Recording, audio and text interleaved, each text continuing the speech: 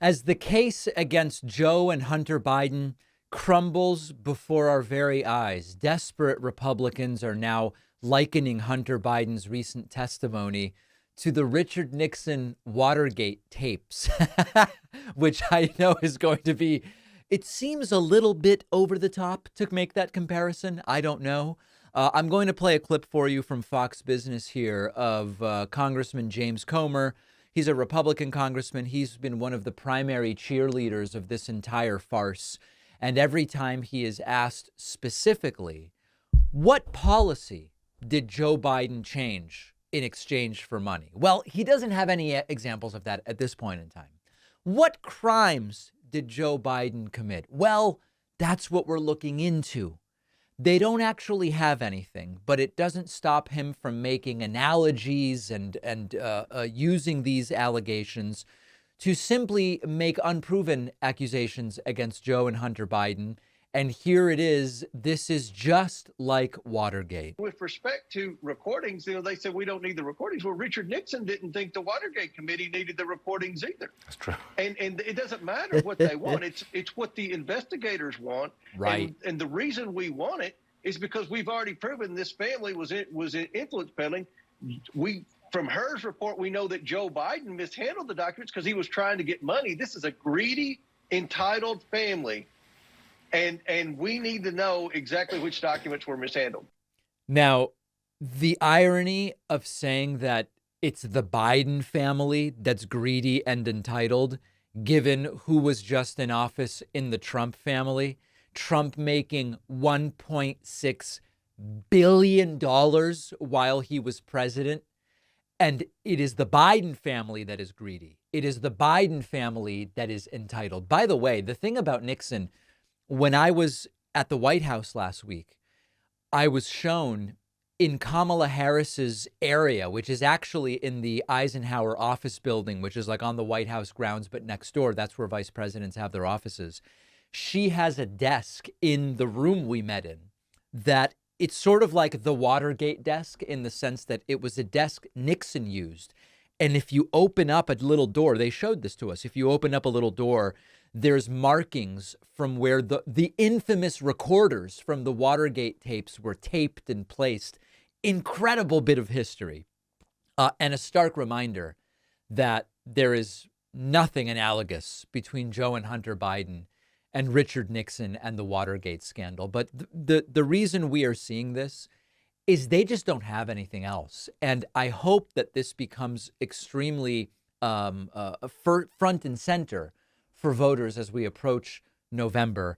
And later on in the show, we're going to look at a few different videos of people who are interpreting and analyzing what it is that Joe Biden has or hasn't done and what's at stake and the competing visions that are present or will be present on the ballot in November if you vote for Joe Biden and if you vote for Donald Trump. And none of this is about perfection or even seeking perfection. I don't know that we've ever had a perfect president. In fact, I can tell you, we haven't ever had a perfect president. These are just flawed individuals who do some good things and some things we don't like. And it's a balance and it's an evaluation. But the Republican Party of 2024 is in a unique and unprecedented position in a couple of different ways. First of all, the logistics of this forthcoming election we have never seen before. And what I mean by that is there has never been an election in American history with these parameters where your two candidates are both former presidents, current presidents, right? Biden running for re-election, Trump running for another term, was also a president, and a rematch of a prior election. We've had former presidents run, but rematch against the very same person they ran against previously. Both the oldest presidents to date at the time that they were president, both Biden and Trump, one under 91 counts across 4 criminal indictments. We have never had a situation like this. And so the inputs are unprecedented to begin with. And then you really have a Republican Party that just has nothing to offer. They have nothing to offer, and things are going pretty well. The economy is going pretty well. Biden's foreign policy, it's often like a throwaway. I mentioned this yesterday. It's often, well, the economy's doing fine. Biden's a disaster on foreign policy. but overall, it's better than Trump. If you really want to be serious about the foreign policy, and this isn't rah, rah, it's perfect, we're cheerleading, but even the foreign policy of Biden, it's really not the disaster that so many are talking about. And I've talked about Ukraine. I've talked about other areas. We've talked about Europe and NATO and getting back into being respected in that way. And on the other hand, you have Republicans who they can't reasonably argue the economy's terrible anymore. Now what they're saying is it's good because people anticipate Trump will be back. Seems like a hard thing to convince voters to believe. They have not made any substantive policy proposals. We want to cancel Obamacare, right? But what would you put in? Something beautiful that would be better. Yeah, but what would it be? We don't know. And so all that they have is we accomplished the overturning of Roe v. Wade, which is quite unpopular. And meanwhile, we'll talk to you about litter boxes in school bathrooms and, quote, men and women's sports and the anti-trans stuff. And Joe and Hunter Biden committed crimes. This is really all that they have. And so that's why they're doing it. It would be not only good for the country, but good for the political discourse, for a party that offers nothing more than those vapid talking points to lose and to lose badly. And if we want them to change and to be something different, part of it is you have to lose with the approach that you're using. We will see if it happens. Up against the wall in Colorado, radical and repugnant Republican Congresswoman Lauren Boebert has a wild new conspiracy theory about the recent resignation of Republican Congressman Ken Buck. She says that it is the uniparty. Uniparty is something that these right-wingers like to use to say the establishment Republican Party and the Democrats are all working together. MAGA is the only serious thing that's not bought and paid for, and that the uniparty is working with Ken Buck to strategically time him quitting in order to hurt her personally. And this is, again, egomaniacal narcissism. This is, again, what some are calling main character syndrome. Lauren Boebert thinks it is all about her. So first, let me tell you what it is that she said. Then we'll talk about the news out of Colorado. Now, I will remind you, as I told you yesterday, Republican Congressman Ken Buck from Colorado previously said he would not be running for re-election. More recently said he's quitting next week. This puts Lauren Boebert in the position of having to decide. Does she try to run in the special election on June 25th that will determine who fills that seat until January, or does she stick with running in the primary, which is also on June 25th, which will determine who will hold that seat starting in January? Which is the best move for her? She's made a decision. I'll tell you what it is in a moment. But here is her conspiracy theory, because in her mind, she is a legend at the center of it all. This entire Ken Buck resignation thing is concocted by Democrats and Republicans, with Buck as a willing participant, all to take her out. Wow. Why? The uniparty is trying to do everything that they can to stop my candidacy, to rig the election in Colorado. And, this is breaking news as of yesterday. It's really not breaking news because it's not what's happening. And it's it's scary that now having elections where people vote is considered rigging. Think about how backwards the language has become, where they are saying 2020 was rigged. Well, no, people voted and they voted for Biden. That's not rigging. That's an election. Now the rigging is that per state law, there will be a special election. Oh, it's all rigged. It's a rigging. Ken Buck's announcement yesterday was a gift to the uniparty. The establishment concocted a swampy backroom deal to try to rig an election that I'm winning by 25 points, forcing an unnecessary special election when the same day as the primary election in Colorado. Now, let me mention one other thing. She says, I'm winning this election by 20 points. This is one of the most deceptive pond scum sort of statements you could make. It's a red district. Okay, Ken Buck's district is a red district. So what she's talking about is that a generic Republican, they haven't even had their primary yet, a generic Republican is likely to win. In other words, because it's a red district, the Republican primary is functionally going to determine who wins in November, most likely. She's not doing so well in the primary. And what she says by I'm winning is merely whichever one of us of the Republican primary wins the primary is likely to win in November because it's a red district. That's not about her.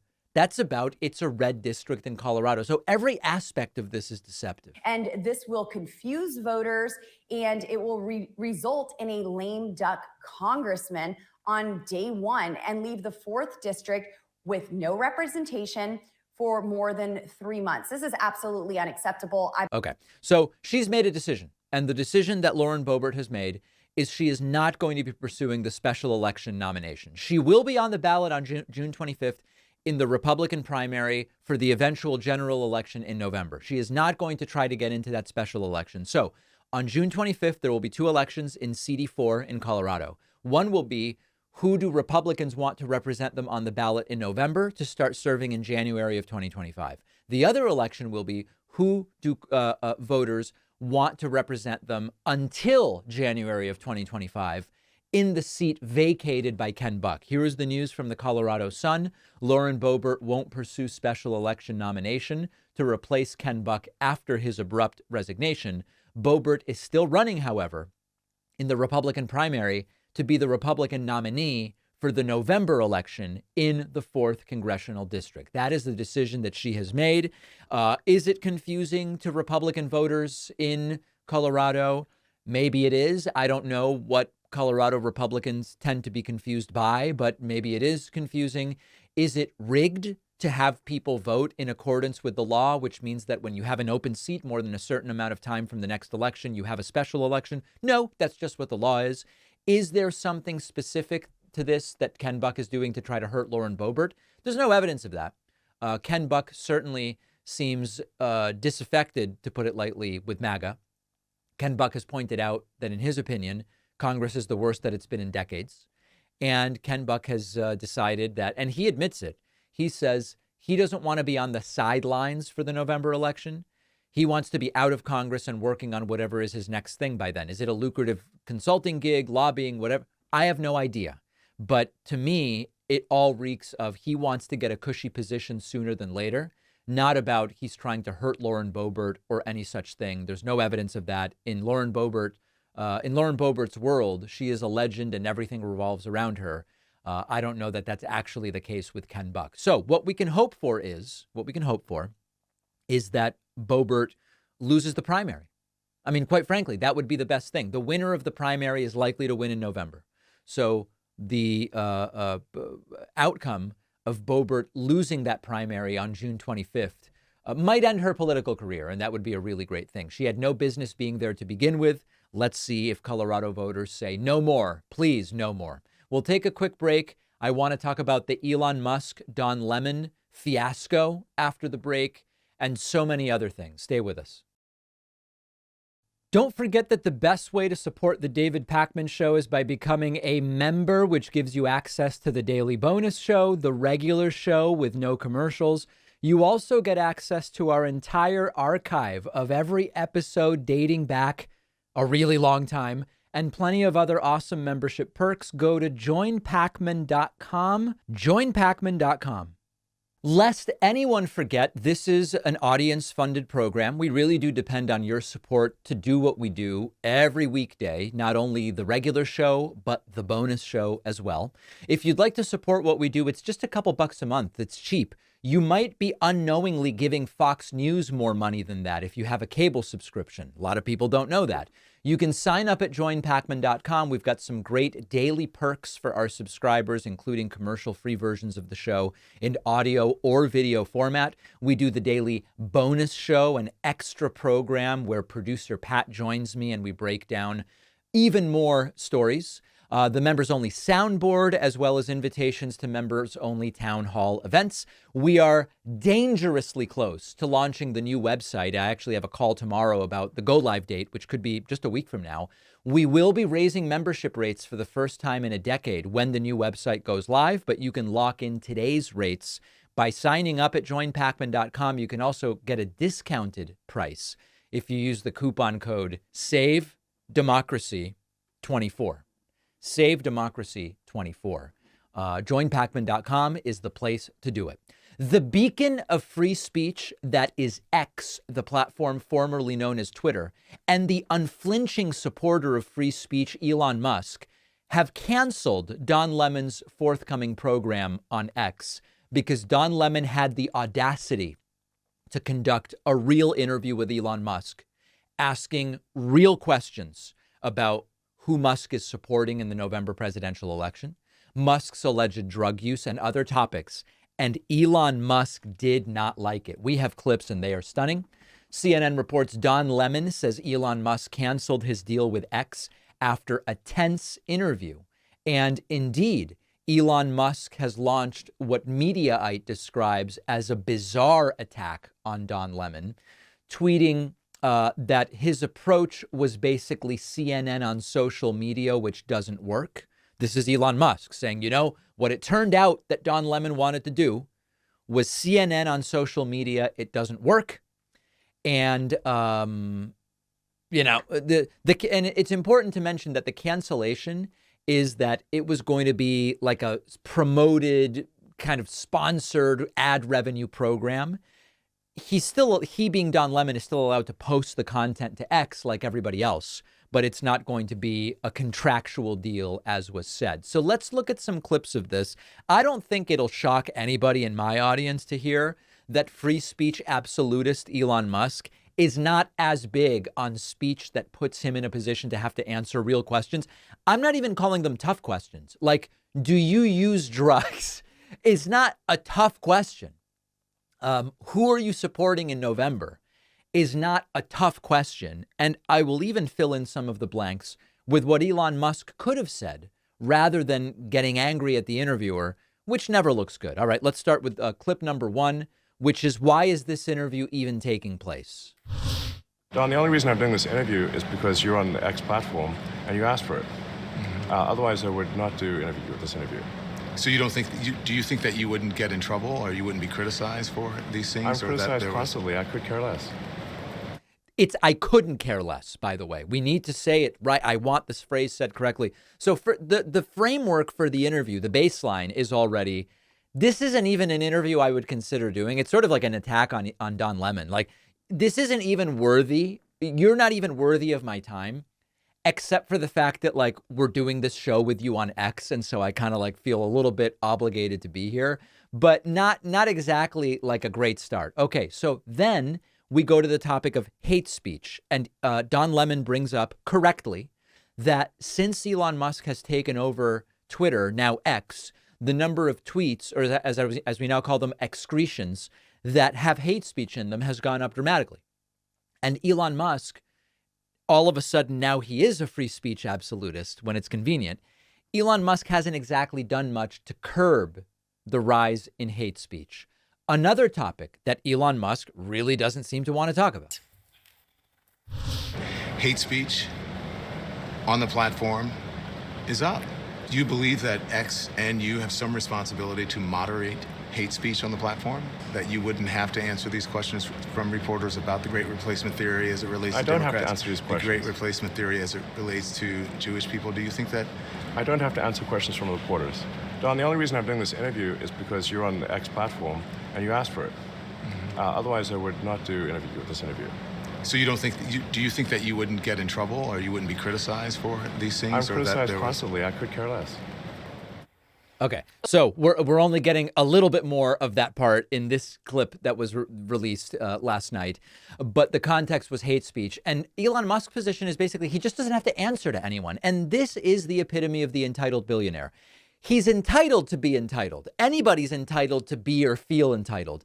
Whether everybody around you will kowtow to that and placate you is a different question. And listen, again, This isn't about, oh my God, this is the most groundbreaking interview that Don Lemon is doing. Musk doesn't usually subject himself to these sorts of questions. They're pretty obvious questions. Don Lemon had the audacity, and I use that term very loosely, to ask them because they are obvious questions. Instead of sending Linda Yaccarino out, I'm going to ask you the questions because you're here. And the thin-skinned nature, and we see this with Trump, we see this with others, other rich guys, they're extraordinarily thin-skinned. The topic of drug use came up, and Elon Musk's drug use. There are concerns at all of Elon Musk's companies, Tesla, SpaceX, et cetera, that his sometimes extreme micromanagement and involvement is tinged and affected by his drug use. And there's a big Wall Street Journal report about a lot of drug use. And listen, I don't even care. The legality of it makes no difference to me, but it is certainly a question if you're subjecting employees at all of these different places to unreasonable demands and et cetera, as he has been accused of doing. If it's all being influenced by being high a lot of the time, that's certainly a relevant story. These are publicly traded companies. The topic comes up and, okay, let's see what Elon Musk says about the drug use. You talk about your ketamine use and depression. You also have said, and the reason I should say, the reason I mentioned the ketamine prescription on the X platform was because I thought maybe this is something that could help other people. Mm-hmm. That's why I mentioned it. Obviously, I'm not a doctor, but I would say if someone has depression issues, they should consider talking to their doctor about ketamine instead of SSRIs. That's completely reasonable, by the way. And we've actually done serious interviews about the possible uses of ketamine therapeutically, et cetera. But of course, the real issue here are the allegations, including the very, very solid piece in the Wall Street Journal. Was it the Wall Street? I think it was the Wall Street Journal. I hope I'm right about that, which I know many of you have read, about Elon Musk's rampant drug use. And it's not a value judgment. These are just questions. This is an interview. And Elon Musk really ends up proving his critics right when he ends up being so unwilling to, in a serious manner, engage with a lot of the substance here. Okay, one more clip here. And this one is about Donald Trump and who Elon Musk is supporting.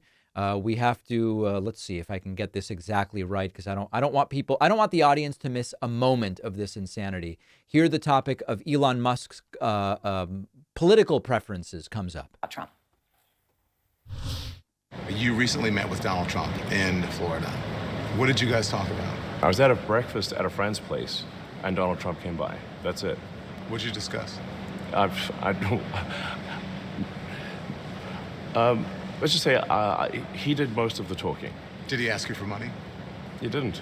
Are you going to loan him money to help pay his legal bills? I'm not paying his legal bills in any way, shape, or form. Did he ask you for a donation? No. Are you leaning towards anyone? No. You're not leaning towards anyone? Because you've been very... Well, let me say I'm leaning away from Biden. You're leaning... Leaning away from Biden. All right, so listen, this was a completely standard interview. What this temper tantrum from Elon Musk over this interview confirms is the pathetically low standards for journalism that too many have become accustomed to in this country. Listen, I don't want to pinpoint, but to some degree in the UK, certainly in Spain, France, Greece, Argentina, where I regularly consume this sort of content. This isn't even a tough interview. This is barely a serious interview in the sense that these are obvious, predictable questions based on what's in the media. Anybody should expect to be asked this stuff. Elon Musk apparently, because he had, signed Don Lemon to this contract for putting his content for the new Don Lemon show on X, apparently expected a total softball interview. Tell me how great self-driving is on Teslas, or whatever. And that's not the interview he got. But it shouldn't be even interpreted that this is a really difficult interview or that these were sandbaggy type questions. And so what we learned is Elon Musk's critics are right. He's extraordinarily thin-skinned. He's very erratic. And with every single one of these questions, There are answers that you can give answers that don't expose you more than you want to be exposed, but that don't come off as actually not liking speech when it's even remotely, it's not even critical. It's just examining your beliefs. Hate speech on the platform. I am completely against it. Please understand that there are X number of excretions posted every single day. I have an entire team working on this, and we are going to improve. Oh, okay. I mean, that's a specific, it could be total BS in the sense of his intention to reduce hate speech, but at least you're saying, here's the system that we have in place. Drug use. Listen, my personal drug use is less the issue here. My primary concerns are the war on drugs. We should really be decriminalizing. There are really great opportunities to explore ketamine for therapeutic uses, period. Say, I'm not going to go into my personal drug use and not getting reactive in this way. Asked about Trump. Listen, I run a number of businesses that both depend on government contracts like SpaceX, and my mission to bring electric vehicles to everybody is not a partisan mission. Starting to make public statements about electoral politics and my preferences would be antagonistic to my broader goal of getting off of gas-powered vehicles. So I'm not going to do it. That's a fine answer, right? And instead it's attack the interviewer and I wouldn't be doing this interview and now you're canceled. Total misfire and avoidable, importantly. You will not believe who Republican Senator Katie Britt is blaming for her absolutely bizarre and farcical response to Joe Biden's State of the Union speech. Or actually, if you know anything about the modern Republican Party, maybe you will believe it. As the Daily Beast reports, Katie Britt blames everyone but herself in a shameless fundraising plea. She is blaming the so-called far left media for her disastrous speech, despite delivering the response with an affected voice out of Handmaid's Tale, despite making absolutely no sense in the response. She is blaming everyone but herself. As the article points out, the first-term senator's stunted delivery was widely mocked, even among members of her own party. That didn't stop her from blaming the far-left media for the response. Following my speech, the far-left media didn't waste a second flooding the airwaves with despicable, disgusting messages about me. They attacked my character. They attacked my faith. They attacked my identity as a mother and a wife. It was mocked on The Daily Show, SNL, by Jimmy Kimmel on the Oscars, etc. Fox News said she did an excellent job. So, she said in this fundraising email, as I watched the dishonest leftist media and the liberal elites making a mockery of everything I've dedicated my entire life to protect, laughing at the destruction of the American dream, disrespecting how our country has descended into a dystopian nightmare for countless families, I'm disgusted, and I know you are too.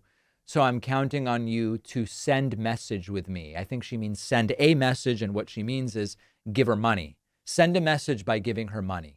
Aren't they supposed to be like the party of personal responsibility or something like that? And of course, this is so predictable. Instead of just apologizing for lying, she told the story about a victim of sex trafficking and linked it to Biden implicitly. And then it turns out it happened 20 years ago, had nothing to do with Biden. And when they get caught, they double down. They say, oh, this is all because of the far left media. And now she's actually going identity politics. This is the funniest part of it. Here is an excerpt from Ted Cruz's podcast. I know, Ted Cruz's podcast, where she says it's because she's a woman that they want to silence her. I thought they were against identity politics. Take a listen to this. And you told a story about a woman being sex trafficked, and the media has gone crazy, quote, fact-checking you. The Washington Post gave you 4 Pinocchios. The story is from 20 years ago. It deserves 4 Pinocchios. Unbelievable. The interesting thing for me has been that none of the media has covered the fact that under Trump in 2018, that human trafficking was a $500 million business. It is now under Joe Biden a $13 billion dollar business. By the way, I looked for how they're calculating that, was not able to find it. It's like you can't even fact check it because I wasn't able to find what the math is. They want to silence a conservative woman for speaking out on this topic. They don't want to bring light and help the women who are actually being trafficked. Well, and look, there is a reason. They view you as an enormous threat. The media wants to tell the story that I had never even heard of her before the response, to be totally honest. the only Republicans on planet Earth are old, fat, bald white guys. And you don't fit their narrative. No, I don't. Like a young mom is going right at, they want voters to think, I'm sorry, if you're a woman, you have to be a liberal Democrat. That's the only thing allowed. Right. And so it was sadly predictable that they went after you. It was, and they didn't do their homework, too. I mean, you've had to deal with this for quite some time, but the liberal media isn't interested in the truth. Nope. They're interested in burying the truth about Joe Biden and his border crisis, but all they want to do is they have an agenda. Right. This sort of claim is exactly the type of identity politics they claim to oppose. They're going after me because I'm a conservative woman. Ted Cruz says they're going after you because you're a strong mother and a conservative. I thought that you all were against this sort of identity politics. And of course, the whole point of that anecdote about the trafficking story that she told in the speech was to link Joe Biden's border policy to that particular woman who was trafficked. And yet that happened 20 or so years ago. They aren't actually against identity politics. They're against it when they perceive the left to be invoking identity politics, but when it's useful to them, they're going after me because I'm a mother and a woman and a conservative woman. They are pathetic. And by the way, Ted Cruz is just as pathetic as she is. Ted Cruz is, it's really birds of a feather that flock together, because Cruz is also an expert at self-victimizing. These are the faces of the victims of the liberal media in the United States. So no surprise, the party of personal responsibility, blaming everyone other than the person who told the dishonest story. Not coming as a shock in this media environment. If you value what we do at The David Pakman Show, remember to support us on Patreon. Go to patreon.com/David Pakman Show, where you can get access to behind-the-scenes videos, the Daily Bonus Show, the commercial-free Daily Show. You can support the show for as little as $2 a month. Check it out at patreon.com/David Pakman Show. Failed former President Donald Trump's brain proverbially, metaphorically leaking out of his head in a new Newsmax interview, admitting to crimes, suggesting Joe Biden was on some kind of drug at the State of the Union speech. And this is what it looks like when you are an egomaniacal narcissist who's been told yes your entire life and are throwing a temper tantrum for years because you genuinely lost in November of 2020. The interview, again, as I mentioned on Newsmax, here is Trump saying, I've been right about everything. Isn't humility a great thing, my friends? And I mean, you've been right a lot, but nobody's right all the time. Is there such a thing as overconfidence? Are you, at this point, tough to advise? Or, I know you got great advisors, but did you learn some negative lessons by being right when they were wrong? And you might think, well, I'm always right. They must always be wrong. Well, they do have a hat on, and I don't produce it. Somebody else. Trump was right about everything. I mean, if you look at all of these many, many things, I've been right about everything. I've been right about immigration. There you go. I mean, just a really humble and taking different views into account. He has been right about absolutely everything. Concerningly, Donald Trump continuing his bromance with Viktor Orban, the Hungarian strongman authoritarian borderline dictator. Here he is talking about how great he is. Viktor Orban, a couple of news items, if you don't mind. Viktor Orban said that you told him that you want to cut funding for Ukraine as soon as you get there. Where's that effect? He said that in an interview. Yeah. Is he correct? Is that the plan? Well, first of all, he's a fantastic guy. Tremendous. He's taken in no illegal immigrants. He runs his country very tough.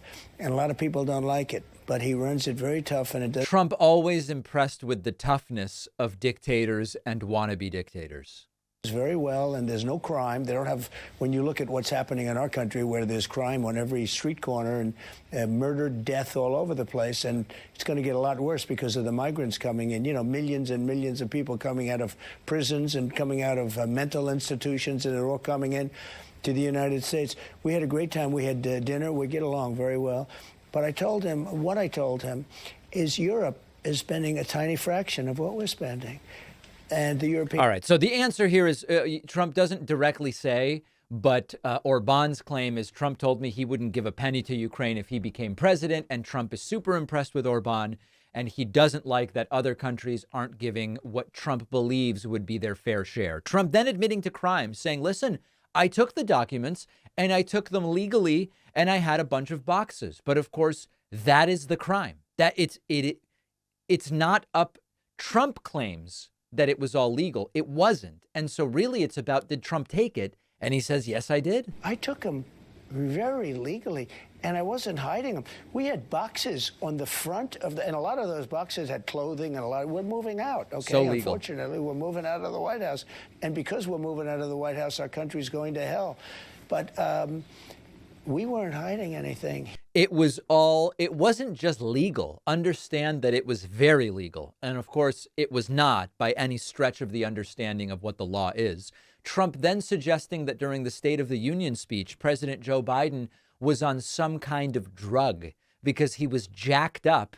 And you've got to wonder what's going on. This is just Trump repeating the talking points from Fox News and elsewhere that Biden clearly was on something. Gets up and makes a speech the other day. He's screaming at everybody like a lunatic. And everybody said, oh, he made it. You know, he made it through, barely. He made it through the speech, and he was all jacked up. And you just wonder what's going on. This is a very dangerous time for our country. You got to wonder what was going on. He was jacked up. It just doesn't make any sense. Newsmax asking Trump the really tough question of whether it ever gets lonely at the top for him.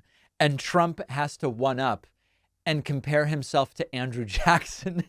This guy was the president of the United States. Mr. President, I'm very curious about what it's like for you, your life. You know, no one's gone through what you've gone through. Nobody in human history has really, and I know you have supporters. By the way, these questions would make North Korean propagandists blush. Friends, family, they say it's lonely at the top. And I'm actually curious, is it ever lonely for you? I mean, no one can fully relate to what you've been through and what you're going through. Are you ever lonely? So over the years, I love history. I study history. That's a funny state. He loves history. The only book we are aware of him even owning is Hitler's speeches. And I was always told that Andrew Jackson, as a president, was treated the absolute worst. He was just really lambasted. And I heard Abraham Lincoln was second, but he was in a thing called the Civil War, so you can understand that. But Andrew Jackson was really, really treated badly. In fact, his wife died during the process. I mean, a lot of people say she died because of the way they were treated. I mean, she was heartbroken and broken in so many other ways. And I heard that for years. And I look now, even last night I was saying it, I said, I don't care, Andrew Jackson or anybody else, nobody has, when you think of the fake things, nobody's been treated like Trump in terms of badly. Trump's been treated the worst. Andrew Jackson, they used to say, but Trump really has been treated the worst of anybody. Professional victim, no personal responsibility, professional victim. Everything that's happened to him is because of someone else's fault. Trump was asked, do you have any advice for Hunter Biden? This is pretty interesting. Hunter Biden is saying he's not going to go to the hearing he's been invited to. And look, you give him a hard time, and he deserves a hard time, but imagine you ran into Hunter. By the way, the planes flying overhead, this is an ongoing thing down at Mar-a-Lago. This, we know, makes Trump furious. And every longer form interview, you hear planes flying over Mar-a-Lago. It's just a delightful little detail. Biden say here in Palm Beach, for some reason, some crazy coincidence, and you weren't talking politics. I know that you know about addiction from your brother Fred. You've spoken about that. Is there anything you would tell Hunter, because his dad, apparently, the president, is worried about him relapsing? Any kind of advice or encouragement that somebody like you could give to Hunter Biden? Right. Well, I think what's happened is, they went after the president of the United States, and I guess Republicans went after them. And I think it's a very bad, the whole thing is very bad. There's never been anything like what's happening right now. If you're wondering where the comfort is coming from Trump, because as you know, when people need advice, life advice, comfort, etc., Trump's a great person to go to for empathy. You're going to be waiting a while for it. They go after a political opponent. When I say they, I'm talking about Biden. He's going after his political opponent. I think that's made, and without even knowing it maybe, I think it's made Republicans very angry. The Hunter Biden stuff is bad, let's face it. And if you believe the laptop from hell, there's a lot of money that's been exchanged, and it's a lot of money and seems like a lot of proof. Right. They're going to find out, and they certainly have found out, because, look, a lot of money has been exchanged, and from a lot of different countries, including China, and that's serious stuff. So not exactly inspiring advice there. Trump asked, how will you reach Democratic voters? Which is a very interesting question. I mean, let's see if Trump even thinks that he needs to reach Democratic voters. Wait, right now. Yeah. The other night I saw you, I guess it was Saturday night, you said, I reached my hand out to Democrats right now if you want to join us. And that was beautiful. But it was in the middle of a rally that the other side's not seeing. Networks aren't carrying it. To reach out to them, to the people who've been lied to about you, how are you going to do that? And are you going to show another side to yourself or change anything? So during my tenure, we had the most successful economy in history. And it's very interesting. I was called, all of a sudden, blacks, Hispanics, Asians, women, men, with diploma, without diploma. Everybody was doing great. And I was seeing real success, and I was being called by some very liberal or progressive, you want to use the term. They don't like liberal anymore, but I'll call them whatever. So I'm not going to play 4 minutes of him doing this. Needless to say, when asked how will you be reaching out to those who maybe aren't already on your side, he says the exact same stuff he said leading up to the 2020 election, none of which helped him win. So I guess he has no plan for reaching out to Democrats other than they should recognize everything was great for them when I was president, and they should just know to vote for me. Interestingly, Newsmax asking Trump, how do you grieve for your dead friends and family members? Potentially a sort of humanizing moment. Let's see what Trump said. Experience loss like anybody else. Yeah. You lost your brother over the past couple of years, your sister, your late wife, Ivana. How do you grieve? Because you were like right back at work. You had to be. And it's hard to conceive somebody like you shedding tears. And I'm curious as...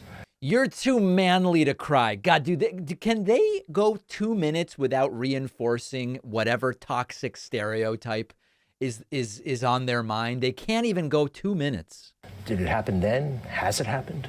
So I don't like to do it. It's, when you lose somebody, it's very tough.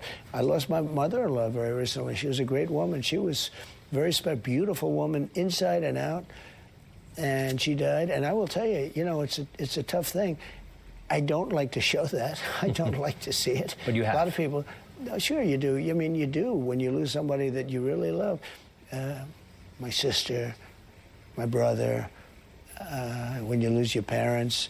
It's a very tough thing, and I find nothing wrong with it. Nothing wrong with crying, but I don't like to do it. They wait around waiting for me to cry, the fake news media. And so I'll do it. Listen, I'll do it if I have to, but it's not something I love doing, really. I just, it's not for me. But I don't like to do it in public. Now, I have to tell you something. Sometimes I don't think you can really help it. And that's okay, too. All right. So Trump's view on grieving and crying is he doesn't like to do it. Sometimes you can't help it. He certainly doesn't like doing it in private. What a weird interview. And then lastly, Trump bringing up, of course, the foremost issue on the minds of voters, Hillary Clinton's emails. And again, he talks about BleachBit, which is software. He seems to still think that Hillary Clinton literally bleached her emails. It's egregious what he did. But by the way, they released Hillary Clinton. She hammered her phones. She used all sorts of acid testing and everything else. They call it bleach pit, but it's essentially acid that will destroy everything, within 10 miles. Right. I mean, what she did was unbelievable. It's almost like chemical weapons that Hillary Clinton used on her emails. Again, just a reminder, BleachBit is software. It wipes data from a hard drive. It's not literal bleach. It's not acid. And she wasn't cleaning hard drives with bleach or acid. So a bizarre interview, not exactly projecting a different approach to 2024 than we saw in 2020. The good news is he lost with this approach in 2020, so hopefully he'll lose with it again in 2024. Let's take a very quick break and we'll be back right after this. Follow us on social media, interact with the David Pakman Show community, see exclusive content, see when we're taking calls live, and stay up to date on other big show announcements. We post daily. Find us on Reddit, Twitter, Instagram, Facebook, Discord, and TikTok. As many in my audience no doubt know, you need a driver's license to drive in the United States. Driving is also not a right. And yet, a Republican now says, if you need an ID to rent a car, why don't you need an ID to vote? Guy Reschenthaler, not exactly a genius congressman, we've talked about some of his off-color comments before, is pointing out what he believes is a double standard or a hypocrisy. You need an ID to rent a car. You don't necessarily need one to vote. Why is that, Maria? And Maria Bartiromo on Fox News, listening to this, at least reacts as if it's reasonable. It's always a question what Maria really believes versus whether she's playing some kind of character here. But let's take a listen and then discuss. Any voter ID laws. I find this amazing that the Attorney General is telling us he's going to vow to fight voter ID. It's quite remarkable. You can't rent a car in this country without showing an ID. There's office buildings in Washington, D.C. you can't get into unless you show an ID. But then to vote that you don't need an ID. And the Democrats had basically admitted that one of the reasons they want illegal immigrants is so they can have an inflation in the census and expand the areas that are under Democrat-controlled areas. So they can inflate the Electoral College. They can inflate their rep. How do you inflate the Electoral College? Like, do you you need a bike pump for that? Or what does that even really mean? Now, let's break this down in a couple of different ways. Number one, renting a car is not a right. Driving is not a right. You need a driver's license, period. And so it's perfectly logical that to rent a car, something that is not a right, and also as required by law, you need to have a driver's license. You would have to present a driver's license to Enterprise or to Hertz or to Avis or to whoever you use. It's not really the gotcha that they think it is, that you need a driver's license to drive a car. Voting is a constitutional right. Driving is not a constitutional right. Renting cars is not a constitutional right. But I want to go further because there's really a bigger conversation here about voter ID. I can't speak for anybody else, but I'll speak for myself. I don't have a problem with voter ID in principle. The problems I have are that, number one, in practice, it's not actually as free and easy to get such an ID as Republicans want you to think it is. And number two, I don't think it would actually be the blockbuster deterrent to so-called undocumented immigrants voting that Republicans think it is, because if you're an undocumented immigrant, you can't get on the voter rolls to begin with.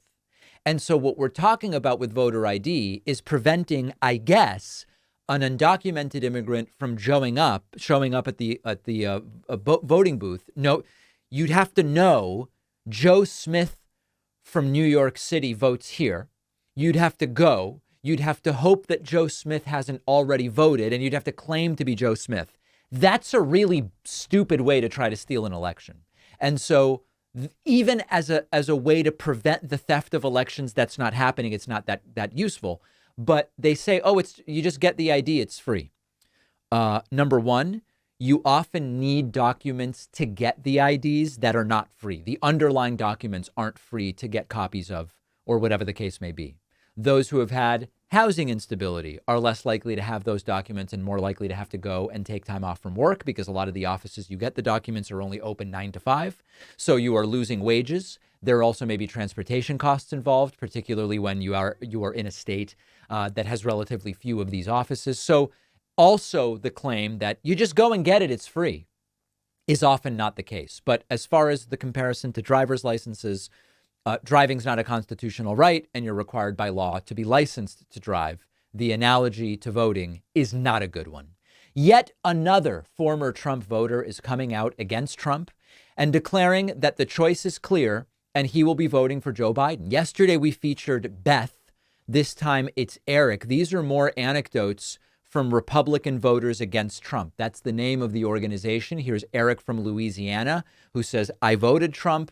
I will never do it again. Hearing from him is very instructive in terms of thinking about other voters and thinking about November.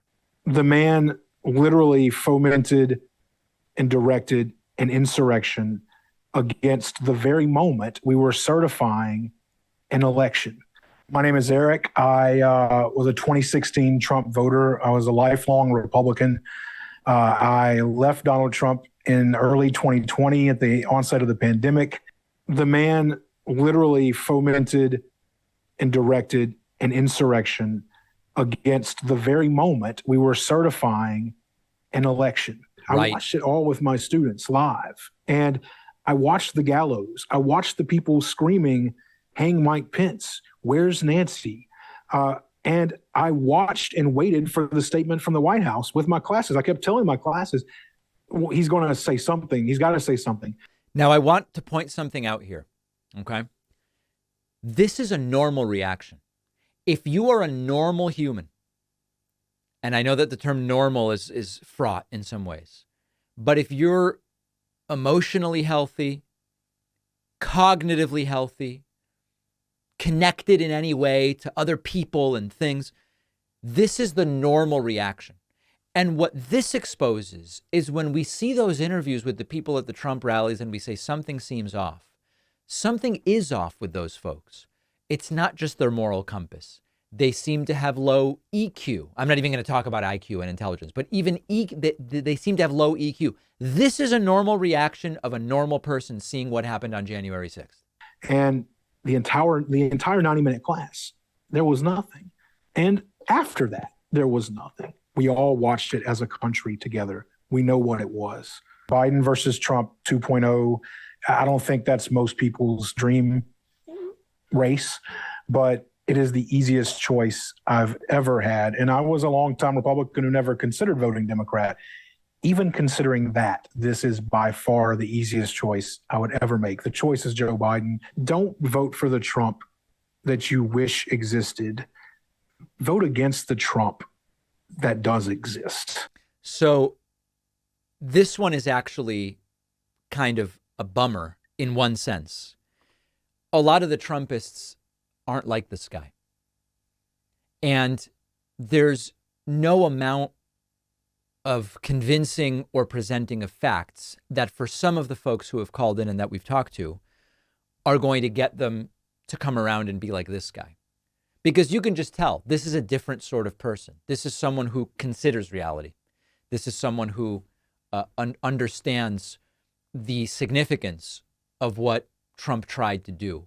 And so this one's a little bit of a bum out in that a lot of the Trumpists simply aren't receptive in the way that this guy is. But the interesting thing is that there are a lot of different paths leading former Trumpists to no longer be Trumpists, and maybe there's something optimistic there. We have a voicemail number. That number is 219-2-DAVID-P. Speaking of Trumpists, here's a self-described MAGA who calls in, and he's doing the thing where he says, David, you're going to cry when Trump wins. It's going to be so bad for you when Trump wins. Listen to this guy. Hey, David, this is, you could call me a MAGA supporter, but I just like to look at the truth. Your propaganda spreading the radical Democrat is really a concern. Remember, I'm not a Democrat. I've never been a member of the Democratic Party. You're just a pathetic cheerleader, honestly, for Biden's team. You don't acknowledge anything wrong on the Democrat side. Couldn't be more wrong. I levy critiques against the Democratic Party all the time on economic issues, on foreign policy, healthcare, education. Clearly someone who's never watched this show. And all you do is just attack the Republicans. You compare Donald Trump to Hitler just because he said that the immigration is a poison of our country. Well, it is not inaccurate to say that the idea of immigrants as a poison is similar to something espoused by Hitler. That doesn't mean Trump is Hitler, but it is something that is Hitler-esque to say. And that's what Hitler said. And that's your guys' only argument to comparing Trump to Hitler, is the fact that he might have said the same set of words. Listen, they might have said the same thing, but that's it. That Hitler used, and so now Donald Trump is Hitler. He is literally rounding up the Mexicans and he's sending them to a termination camp. I don't know about an extermination camp, but Trump did say he's going to round up, as he called them, illegals and put them in military camps. So it's closer to what he said than what he didn't say. That's for sure. Yes, Donald Trump is Hitler.